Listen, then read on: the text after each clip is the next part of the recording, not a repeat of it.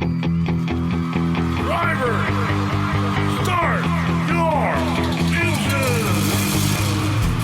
In the beginning, stock cars outran the police to deliver the hooch to our ancestors. So sweet. Are you ready for a trip down victory lane, where Richard Petty's winnings were insane and Dale Earnhardt put everyone to shame? Canadian Junior Handley is in the Hall of Fame. Live from Haldeman County, it's time for the Driver in Deep podcast. Are you ready?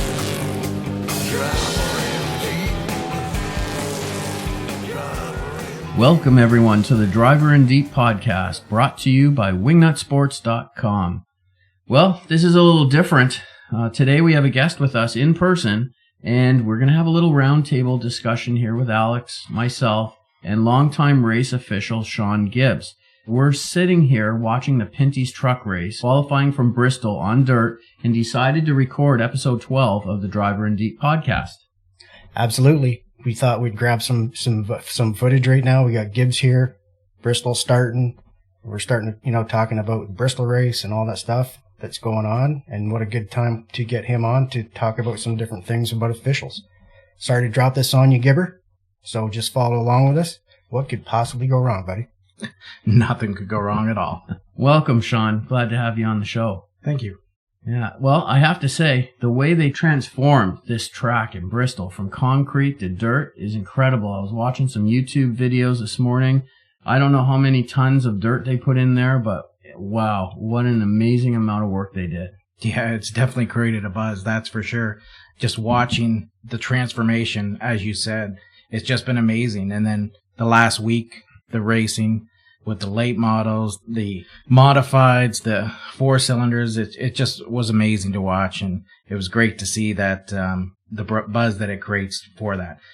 Bristol was always been one of the must-see tracks that you always wanted to go. You couldn't get a ticket to the place. The trucks are awesome, and the fact that the truck race is sponsored by our friends at Pinty's Foods couldn't be any better. I agree.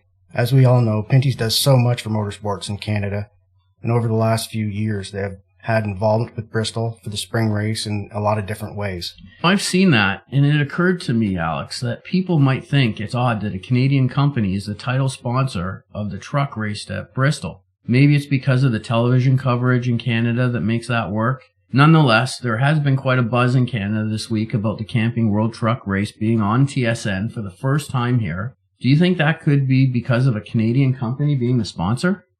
I'm pretty sure the folks at Pinty's have their fingerprints all over it.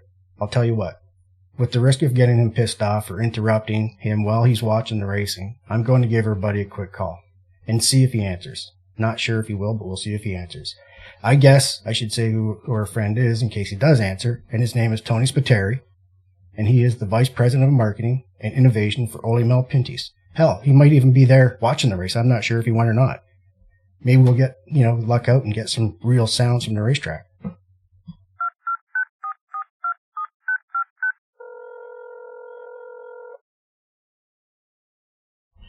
Tony here. Hey, Tony, it's Alex. How you doing? Alex, this better be good, man. The race just started. Of course it's good. I wouldn't bother you if it wasn't good. Listen, thanks for answering.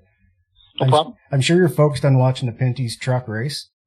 Yes, the sir. Qualifying. And so, listen, me, Mark, my partner Mark, and Yes, Mark. our good friend Gibbers here, and we're watching the qualifying, or trying to watch the qualifying, and we started talking about Pinty's involvement in this race and the fact that it's on TSN for the first time. So at the risk of fracturing our friendship, I told the guys that I'd give you a call and get the answer straight from the horse's mouth, as they say.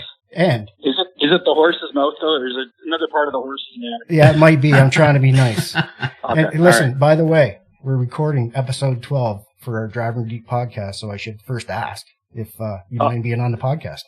Absolutely. It is fantastic. I love the podcast. I love the work you guys are doing with it. So thank you. On behalf of motorsports fans, thank you for what you guys are doing. Oh, thanks for answering and taking the time, buddy. We appreciate it. So listen, No issue. do you guys have anything for Tony now that we got him on the phone? Sorry to spring this on you, but do you guys have anything for Tony? Hey, Tony, it's Gibber. Gibber. How are you doing?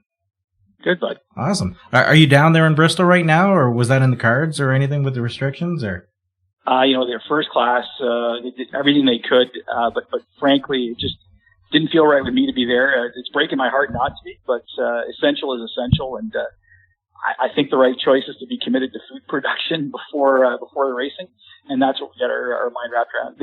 Everybody's been fantastic, though. It's almost like I'm there, guys. Between the series director, Brad Moran, who we all know, and Jerry Caldwell's group, JT Thomas, and the company, they've just kept us informed on everything, the radar updates, et cetera. So it's virtually like being there unfortunately, without getting to smell the race show. Hey, Tony, it's Mark. And once again, I'm sorry for the impromptu phone call from Alex, but we do appreciate you answering and agreeing to be on the podcast today.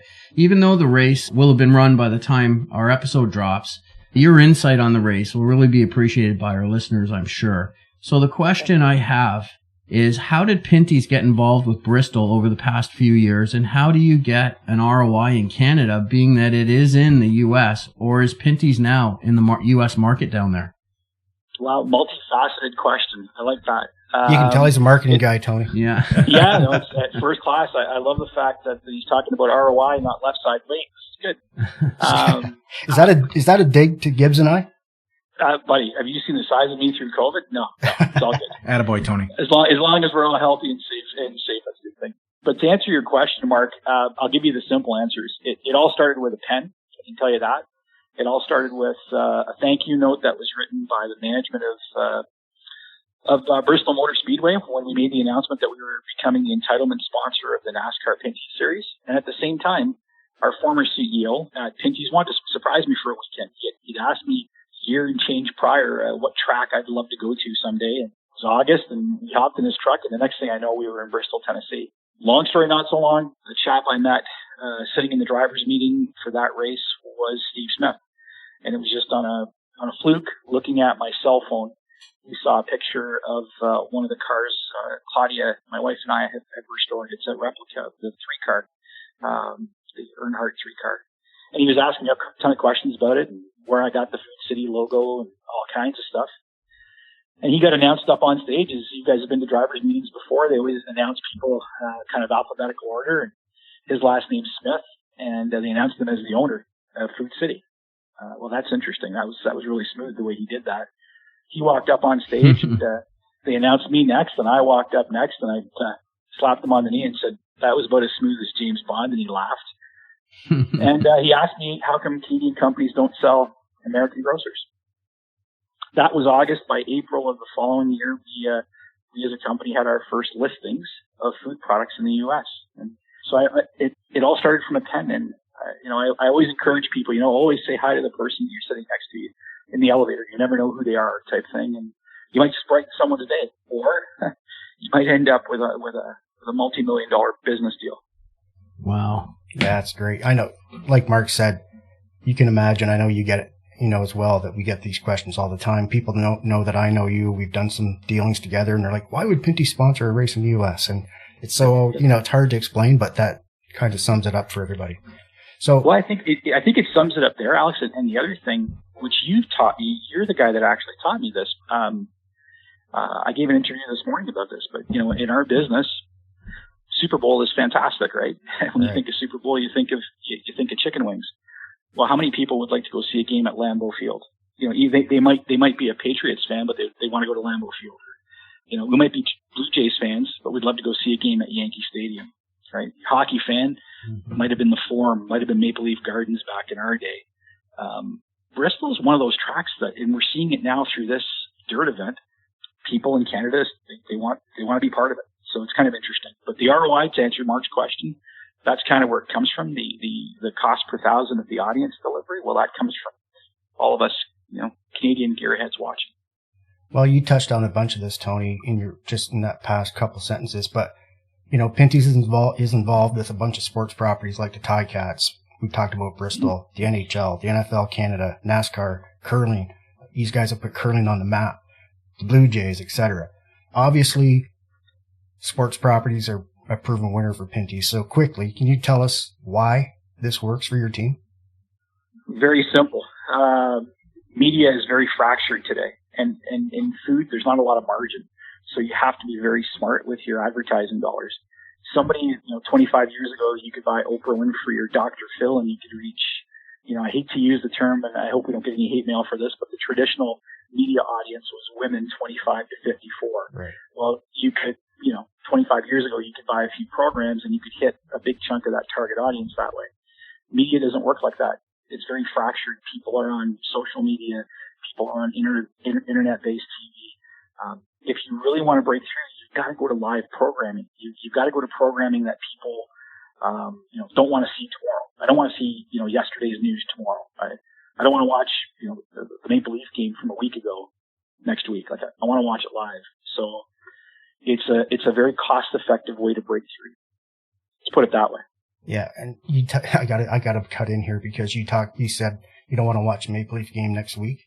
Well, this is, if we don't record a podcast without me busting Mark's balls on this, I'm gonna tell you, you don't know, he's a Buffalo Sabres fan, and I don't want to see a Buffalo Sabres fan or a Buffalo Sabres game tonight.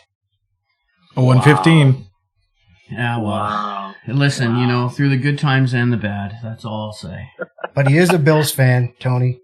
So they're doing good. Mark. Yeah, tell him, Tony. Tell him, Tony. When my wife hears this podcast, she's just going to go, you should have been nicer to Mark, because she's a huge Bills fan and she's a huge Sabres fan. God bless her. But she gets away with it with Alex and myself because she cooks really good. Yes, she does. I don't know what your redeeming quality is, Mark. So you better start talking quick. He doesn't have any, but he would eat Claudia's cooking. I can guarantee you that. Yeah, well, it's all good. It's all good. Hey, Tony, Alex mentioned about all the large partners Pinty's been involved with, obviously that we all see through TV and everything on that, with the upper tiers in NASCAR. But you also choose to support all the grassroots sports as well, like racing. Yep. I know people in our sport appreciate it, but what value do you guys see in this? Well, I think it's almost like I can talk out of one side of my mouth and talk about Super Bowl being huge, right? And the tailgate parties that go along with that. And I think when you look at the grassroots part of it, it's kind of Pinty's DNA, right? Making great food fun. That's where we started. Pinty started in St. Catharines, Ontario, right, pretty close to, pretty much smack dab between Merivale and Humberston Speedway. And the brand in its DNA grew up being on those tailgates, whether it was chicken wings, whether it was, chicken breasts on the barbecue, whatever.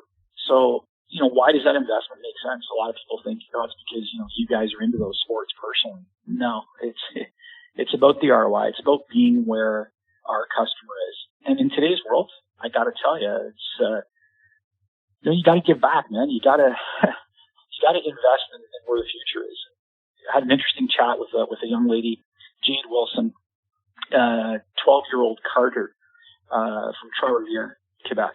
12 years old, has been racing karts, single digits type thing. And unless you're able to we get tons of requests to sponsor teams, and it's tough for us to do that because we're involved in so many series. We'd rather just invest in the series and then pave a way for these young talents to grow up. But we're surrounded by it. To answer your question, you got to invest in the grassroots. The easiest thing in the world for a lot of large companies, Sean, is to just go to their agency and cut a deal with the NFL or cut a deal with the NHL. We watch a lot of our competitors do that. I think the big difference is you got to invest in the next league, so to speak. Well, you said it right there. The grassroots, the people, they are what you see on TV eventually, right? And whether it's not them or not, but they also purchase the product. So, you definitely get it out there. I see it. Alex, obviously sees that. I'm sure Mark does. We all see it everywhere we go. You create a buzz no matter where it is. And it's awesome to see that Pinty's can support, not only those top tiers, but also give back to the people that, are buying the product every day as well. Well, we found a really good home, Sean. When the company was sold a couple of years ago, the home inside of Olymel, the brands that we're now kind of managing, across the piece, whether it be Olymel, Flamingo, Lafleur, for example, in Quebec. I've got a copy that was sent to me by a fan. It's the 1955 yearbook from the Montreal Canadiens, and this thing's got team pictures, team stories, the whole thing in it. And throughout the whole thing are pictures of the Lafleur brand, which has been associated with the club since 1922. So, the great part about where Pinty's is today is the brothers and sister brands of Pinty's all have very similar heritages and DNA in different parts of the world. We're just going to polish those up a little bit here, which is going to be fun for the next little bit. Tony, you asked me about what my redeeming qualities were, and I have to say, hearing that Pinty's grassroots are from St. Catharines, 1943. Ontario, 1943. That's where I'm from. So there you go. Oh, beautiful. Yeah, Beautiful. My hometown. Anyway, it's obvious that you like all sports, but you seem to have a passion for auto racing. Where did this passion come from? And did you race yourself? Well, race is a pretty wide statement when it comes to my skill set. I think I was really good at shining the race car. You know what? My God bless his soul. My dad would watch the odd race on TV. It's kind of funny. My first memory of watching a race on TV was the race, or it wasn't even a full race, but it was Petty and Pearson with the famous, Pearson keeping his foot on the clutch. I think that was 76, guys. Am I right? Was it 76? I think it was. It was 76. Soon after that, we went out and bought a Montego because it looked like a Cougar. So that's my first memory of racing. So it was a good vision of my dad. Let's put it that way. And I just talked to him today. Al Moore is his name. I hope he's listening to the podcast. He lived 3 doors down. Had a limited sportsman car that he raced in Ransomville, Merrittville, Humberston, Batavia at the time. And he let the little kid up the road kind of clean mud off the race cars in the morning, and if I could save up enough cash, I could get a ride to the track with him. And that was my first time on the other side of the fence. And you just kind of see it. Now that was really grassroots. Like the sponsors were like Type Zesso up the road. And then growing up, Mark, all of a sudden you see people like Tide step in, the Tide ride and Gatorade on Waltrip's car, and then Miller on Rusty Wallace's car. General Motors steps up on Earnhardt's car. And then that was around the same time I was stepping into business. And it was amazing. Like you see this thing that was this kind of sort of a backwoods sport, yet all of a sudden the Fortune 500 started to invest in it. And that's it. Like the business model to me was, this is amazing. Mm-hmm. And the amazing part for me was loyalty. I worked for another food company. Just give you an example. And one of the chaps, we were talking about motorsports marketing, and he was kind of skeptical. And we ended up, of all things, as guests of Norm Miller from Interstate Batteries. Right. And we ended up on a kind of a weekend deal where we were talking race cars and business and all that stuff. And it dawned on me. We were at Las Vegas Motor Speedway. It was race weekend. And there are 30 people lined up at Mark Martin's trailer buying paraphernalia. So I grabbed Mike. His name was Mike Heppel, real good guy. I said, Mike, remember you were asking me about motorsports marketing and why I'm so enthralled with it? He said, yeah. I said, there you go. So I pointed at a line. It was probably 50-50 males and females, and they were all buying Viagra jackets. And I said, what would I have to pay you right now to wear a Viagra jacket and to wear it proudly? And he was a middle-aged guy, and it dawned on him. He's like, I understand now. I said to him, like, motorsports fans, to Sean's point, grassroots, they're just amazingly loyal people. Even though there's a lot of investment in them, they can be very loyal to the brands that support it. So, well, I don't know if that gives you an idea or not, Mark. Yeah, absolutely. Well, I can say I, for one, pretty excited that you're involved in the grassroots, because it's been we've had a great relationship. So I'm pretty excited about that, and we really appreciate it. It's all good, man. So you touched on this a little bit earlier, but overall, this new venture with Bristol and the truck series with the Pinty's truck dirt race from Bristol, you said about the people making it feel like you're there. We're only partway through this event, but overall, how has the success been with this whole program so far?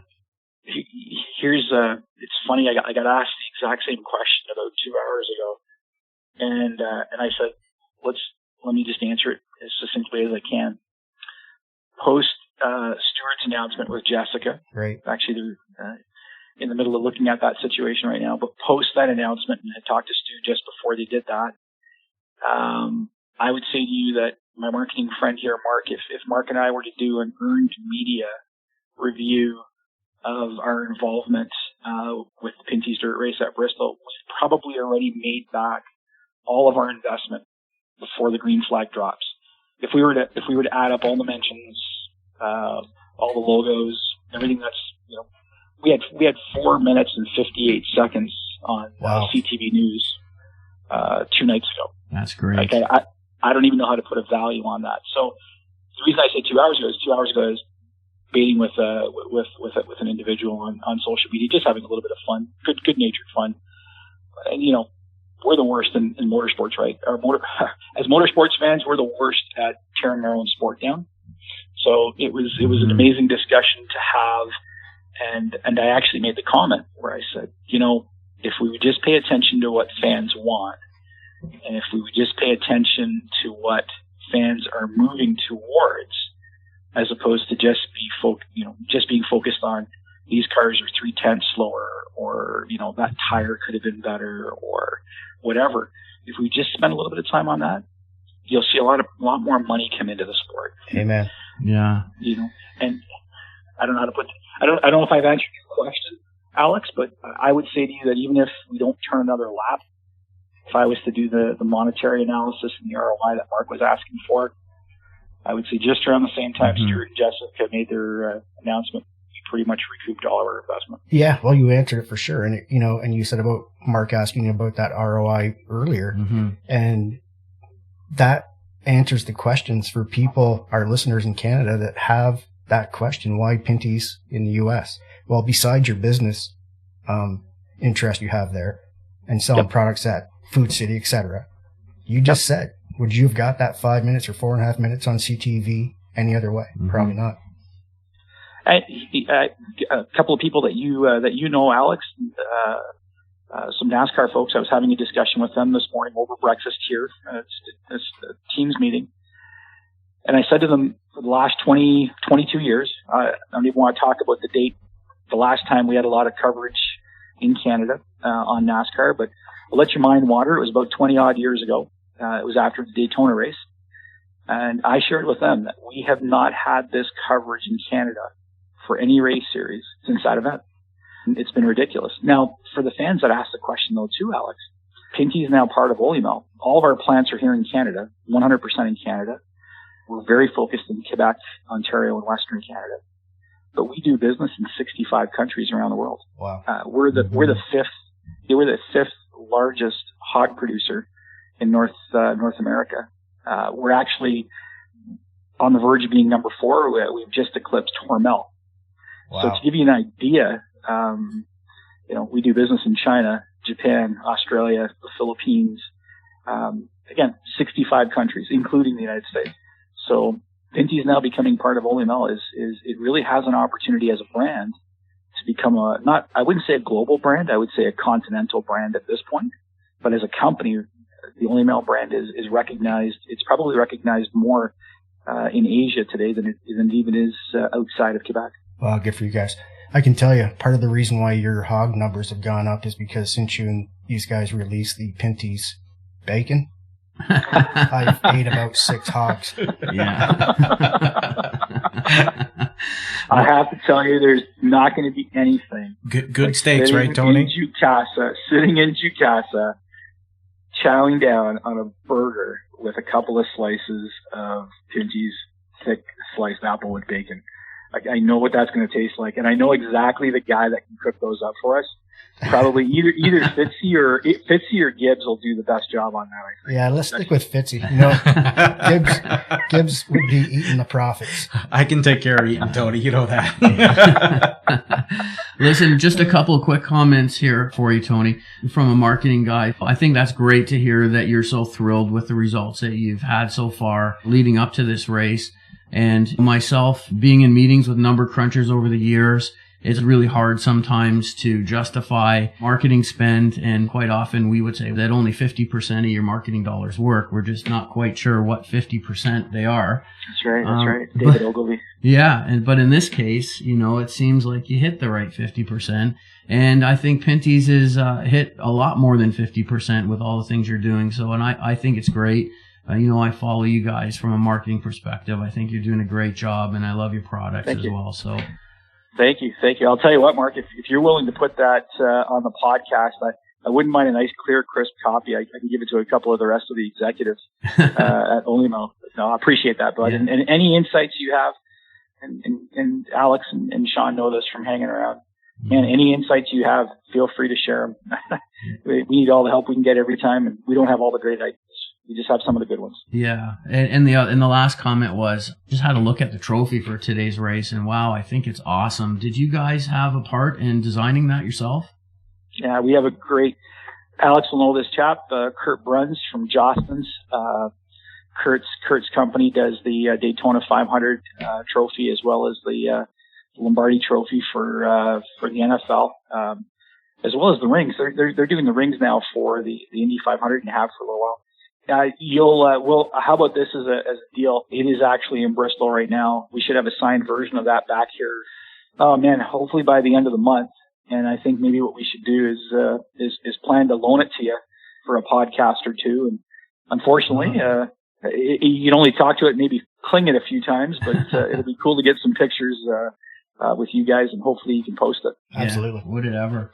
Hey, Tony, not to get back into what we were talking about with the TV and everything on that. We were out grocery shopping this morning, obviously trying to get all our Pinty's products in and everything. But as you know, I'm always taking pictures and showing you stuff that I probably shouldn't, because you get it 100 times a day. But we're in the checkout line, and there was a person in front of us, and it was a couple in there, and it was a male and a female, and they had Pinty's products coming out. They had wings, and they had hot dogs on there, and it was like, wow. I said, that's great. That's awesome. He says, what do you guys going to cook those up this week? I said, yep, we're going to cook them up and watch the race this weekend. We're like, wow. I said, oh, wow. And they didn't look like the typical person that would be watching that. I said, yeah. They said, you know what? Yeah, we seen, you talk about Stuart and Jessica. And they said, yeah, we saw them on the TV talking about the race. And so, yeah, we're going to want to go get these products, and we're going to watch the race and watch the Stuart and Jessica race, and we're going to cook up this stuff. So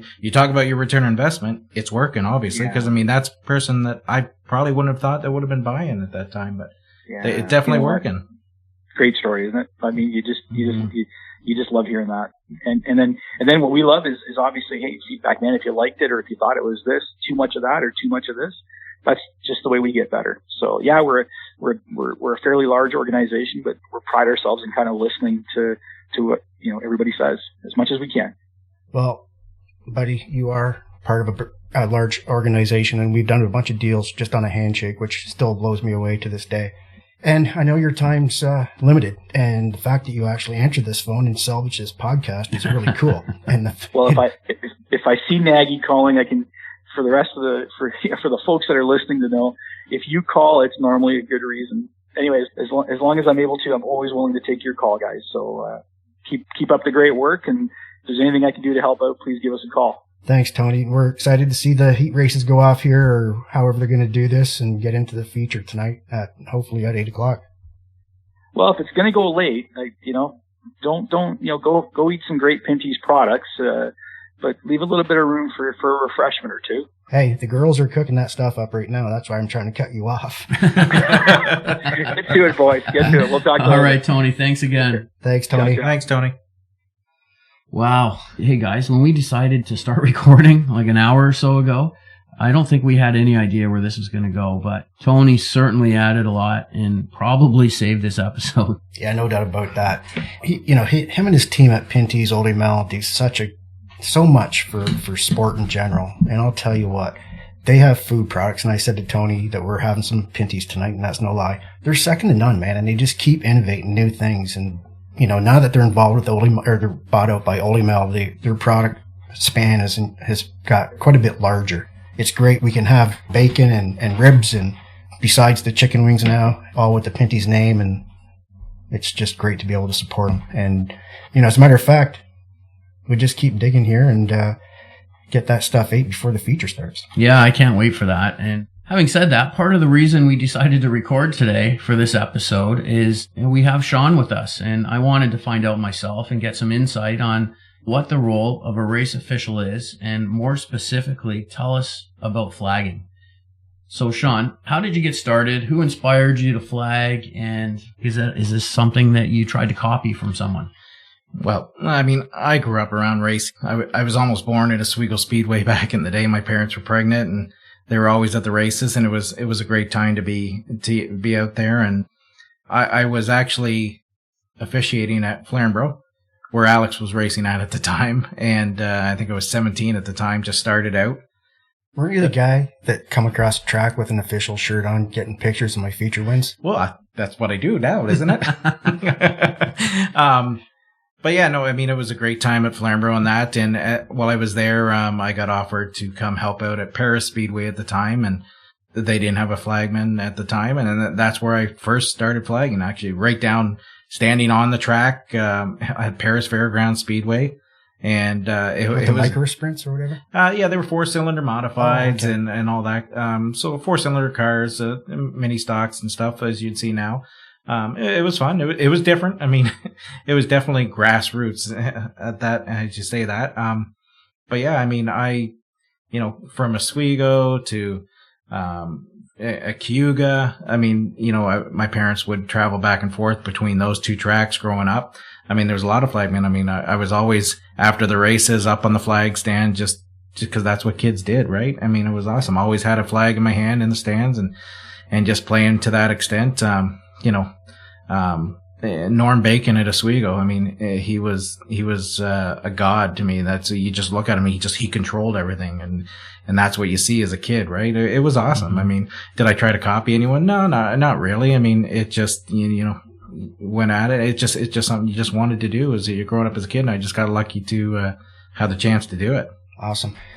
I don't even think I ever asked you this before, but just as you were chatting there, I'm starting to think, what's the coolest or biggest or the race that you enjoyed the most ever that you flagged? I mean, there's a lot of races. I mean, you could count them. I mean, with regards to it, but probably the first Canada Day shootout at Cayuga, where they brought up 6 NASCAR stars: Musgrave, Stewart, Bodine, Stewart, Schrader, Benson, Kenseth. Kenseth was unbelievable. They're all great people and all that. And, that was a big time there. And, Tony Stewart obviously had a little bit of a tough time out there. I believe he was actually driving one of your old cars, wasn't he? On that. And he didn't like that car. No, he definitely didn't like that car. And, I know he got really pissed off at Schrader and ended up spinning him out on the backstretch. And I actually had to black flag Tony Stewart, so it was like, on that. But yeah, I mean, that was probably, for crowd wise, I mean, just because it was just an unbelievable event, just the amount of people. I mean, it just, I don't know if we'd ever see anything like that again in that extent. It was something pretty special, that's for sure. How were the nerves climbing up there? Yeah, I mean, you're always nervous because you're obviously standing in front of people and everything that. But as I always said, I mean, the racers are the show. I mean, it's not, we're there to make sure things run right, and that extent to that. I know a lot of people out there always say that the flagman wants to be a show and that was never my means to that. I mean, I wanted to be the best at what I could do, and for the driver's sake, and that's what I talked to drivers and I said, hey, what do you want to see up there? And that's the kind of way I looked at it. And but yeah, I mean, you get nervous because, I mean, you know what, you mess up, I mean, it can make a big deal. It can mess things up, and the race is where it's at. Flagman's going to want to watch what he says nowadays. He'd be getting Tim peeled like the NHL referee. Hey, so Gibber, Mark doesn't know this about you. And this makes me laugh. I know where this is going. Yeah, see, at least I don't think he does. I'm pretty sure I've never told him this, but you're colorblind, and you've been a flagman for a long time. How does a flagman that's colorblind know what the hell flag to throw. Well, it's a challenge. There's no doubt about it on that. I never really thought it was that big of a deal. I mean, I see my shades and kind of know where I'm supposed to be and what it's at. But I did run, I have run into a few issues on that. Yeah, I kind of just try to figure out, with regards to how, what I need to be throwing, placing the sticks in the right spot, and it makes a difference in that sense. Yeah, maybe writing the color names on them. Does that something you can do, or does that help? Or? Well, I've actually learned to put tape on certain flags so I know when I'm grabbing it if I got the right one or not. So how does this all work? Do you make your own calls as a flagman, or does somebody upstairs control the race? And has this changed throughout the years? Oh, it 100% changed over the years. When I first started, I mean, it was, there was a lot of pressure on you because you had to make all the decisions that were going on the track. You controlled the race. You made the calls. You dealt with everything that was going on. Over the years, and we learned, and it actually really came in. We had when CASCAR was looking to be purchased by NASCAR, Richard Buck was up here and really put a new format into place, which NASCAR still to this day runs. And the race director nowadays controls the show. I mean, they have people up top that can see things. I mean, they have a group of people up there, and the flagman really just, he's answering to them. We relay what we see to them, and it really, everything does go through the race director nowadays, and it is a great way. It is the only way to do things now. Mm-hmm. Yeah, you're right. I mean, the NASCAR way is to have the race director make most of the calls, but it's not just all NASCAR. Most short tracks now do the same thing, and it's become a group effort. The race director is the man or the woman now, but ultimately, like you said, the flagman, well, I'll get to this later. That just made me think of something else, so we'll get to it. But the flagman or flag lady, just sure, they do drop what they're told, but at the same time, they still have input for sure. And having said that, I have to ask, have you ever dropped a flag or thrown the wrong color? Well, have I dropped a flag? No. Have I had an honorary starter drop a flag? Yes. I had, not to get in, I had a little, a younger gentleman up on the flag stand in Barrie Speedway, and he was very energetic, to say the least. And he was up there, and we were showing him what to do, and the cars were under pace laps under yellow, and he started waving the flag just to test, and up in the air it went, and right down in the middle of the front straight it went, and it was like, oh boy, here we go. Do you keep extras? Well, we do have extras, but, at the start of or in the middle of a race, well, that's not something you're thinking there. He doesn't have the extras marked, so he doesn't. Yeah, anyway. at that point, it might be a problem. So, yeah. But have I thrown a different color? Yeah, unfortunately, a couple times it has happened, and that's where the tape on the flag sticks come in, back to the color blindness that Alex was talking about. Just so everybody knows, it's not just colorblind flag people that do that. It happens to most. But it did happen to me, and I'll use that as the excuse that I'm doing it. But yeah, no, I actually threw, the first one was at, I did it twice, once at Kawartha Speedway and once out at Wyant Group Raceway. And Kawartha Speedway, they're both coming to the green flag, and I grabbed it and and it was always, that's when I had the hardest time seeing what I was doing, and it was at dusk, and I grabbed the red flag thinking it was the green flag, and here they come. And I still remember the spotters coming up to me after me, telling me, it was like, they're going, green, no, it's red, but go. And very similar. The same situation happened in Saskatoon, and it was, well, hey, if our old bud, we had C-Dub, Chris Wright on last week for our last episode, and never brought this up with him because I hit him with it a few times before, but if they're listening, maybe Brad Moran, it could be worse, because it could be the 150 lap race that I saw at New Smyrna Speedway that ultimately ended up being 151 laps. But that's a whole other podcast and another story. I'll go there and just say that hasn't happened yet. Hey, Sean, speaking of honorary starters, who's been the most famous or your favorite? I've had obviously a lot of honorary starters. Because of the races that I've run through, from obviously movie stars, TV actors, and et cetera. I got a question. Is a movie star and a TV actor the same thing? No. Okay, just checking. No. I guess they could. They could be on that. But yeah. hey, right to our own Tony Spiteri, who we were just speaking to earlier. I mean, he many times he's been up there with a lot of his people through his products and Different companies that he's been customers, involved with, and in that. One of the ones that really touched me. Well, there's a couple of them actually. I had Bob Slack up there for the first NASCAR race that I believe we did at Cayuga. Now Jucasa, obviously, and legendary promoter, legendary, just an amazing man, and he was so nice to me. And then also Robert Yates, he came up in his last year of his life. God rest his soul. He was up at Mossport at the start of the year for our Canadian Tire Motorsport Park for the start, and he came up in the flag stand, and he was great. He introduced himself to me and took pictures with me, and I still have his picture up in my office at work. And yeah, I mean, he was just. That one there probably really stood out the most, just because of the situation and everything as that, and just a great man. Yeah, great guy. We talked about him with Chris Wright last episode. Obviously, him and Chris were personal friends, so we did touch on that a little bit. And like you said, at that same time, we had Robert speak at our drivers meeting for the NASCAR Pinty Series that day, and what a great guy! What a bunch of great words he had to say. Speaking of that. You also worked as the coordinator full-time for the NASCAR Pinty Series, and you were a flagman at the same time. I had the pleasure to work with you there for a few years also. And, thinking back, come from the official side, flagman, whatever else you did on the officiating side, when you got to the office there, it must have been a big learning experience from that side of the road. Yeah, I mean, obviously we don't see the business side. It was definitely an eye-opener. With what you've seen, listening in on conference calls and et cetera, and the experience from higher ups through Brad and the Tony Glovers, the Mike Heltons. It was amazing to be involved with that kind of people.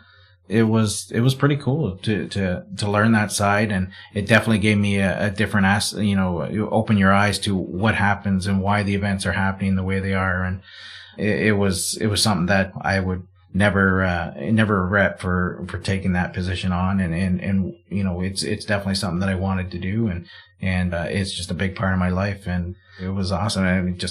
I worked with a lot of really good people there, and I got to see the country, West Coast, East Coast, and North America wise, California to Florida to North Carolina. I mean, I got to go everywhere, and it was pretty cool to be involved in that. And just I'm to this day, I'll never, I'm proud to say that, I was part of that. That's for sure. Me too. It was a great experience for sure with some great people.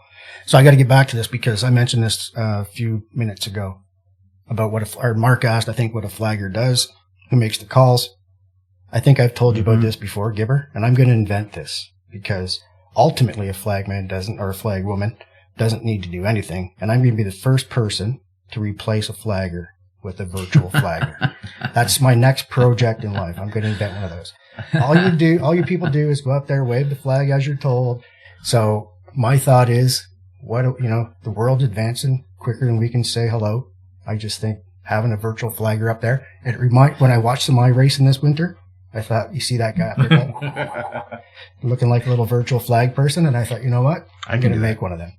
Hey, well, I mean, you see, you really see it in Formula One. I mean, they've been doing it for years in the grand scheme of it. I mean, especially now, I mean, with the lights around the course and everything. I mean, it definitely can be done at some point, and I'm sure it will happen. But it will. But in the long run, I mean, it's tradition, and that's really why I think a lot of it is nowadays to what it is.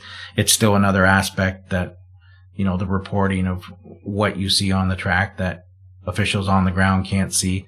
And it is just that little extra aspect that does help. I mean, you may lose that position per se, but I mean, I think it'll change, things around a bit. Yep, I agree. I always get to have a real flagger up there. Anyway.